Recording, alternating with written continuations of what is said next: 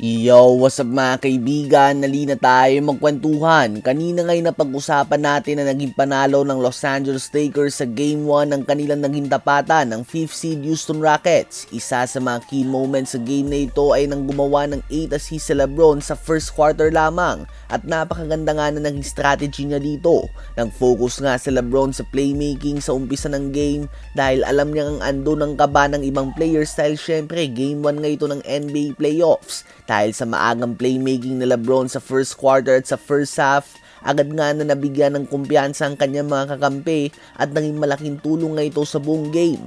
Nakita natin na uminit si Luke Kennard at nagpaulan nga ito ng 5 3 points. Si DeAndre Ayton ay gumawa din ng double-double at solid contributions din mula kay Rui Hachimura at Marcus Smart. Alam nga ni LeBron na mahihirapan siyang gumawa ng 30 o 40 points kaya naman binigyan na lamang niya ng kumpiyansa ang kanyang mga kakampi at tulong-tulong nga sila sa panalo na ito.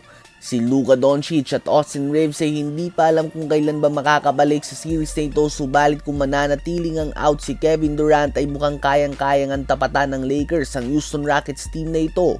So far ang kanilang turnovers lang nga medyo delikado dito dahil sa set offense nga ay nagkakalat ng Houston Rockets. Subalit kapag nakakatakbo sila at gumagawa ng run and gun offense, dito nga nakakabawi ang mga young and athletic players sila. Ano ba ang masasabi nyo sa performance na pinakita ng Lakers at ng Rockets sa kanilang Game 1 matchup?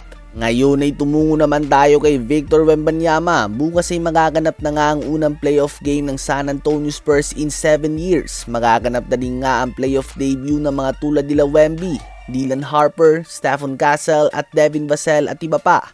Makakatapat nga nila ang 7th seed Portland Trail Blazers na hindi din nga pwedeng maliitin at itsyapwera. Pahayag nga ni Wemby ay pinangarap niya nga daw na makapaglaro sa playoffs, subalit kailangan niya umanong mag-focus at manatiling locked in sa present. Kailangan niya umanong matiyak na nasa tamang mindset siya at maintindihan ng matino ang scouting report. So magaganap na nga ang playoff debut ni Wemby. Alam ng lahat na kaya niya mag-deliver ng superstar performance sa regular season, subalit nakaabang nga ang lahat ngayon sa kanyang magiging performance sa playoffs. Mataas nga ang hype sa kanya considering na siya ang number 1 sa MVP at Defensive Player of the Year ladder ngayong season. Ang kanyang performance sa playoffs ang magpapakita kung talagang totoong superstar na ba siya o pang regular season lamang. Ang apat na most hype prospect the last 10 years ay sila Lonzo Ball, Zion Williamson, LaMelo Ball at Victor Wembanyama. Si Lonzo, Zion at LaMelo ay lahat hindi pa nga nakakapaglaro ng kahit isang playoff game man lang, habang si Wemby nga ay magaganap na ang kanyang debut.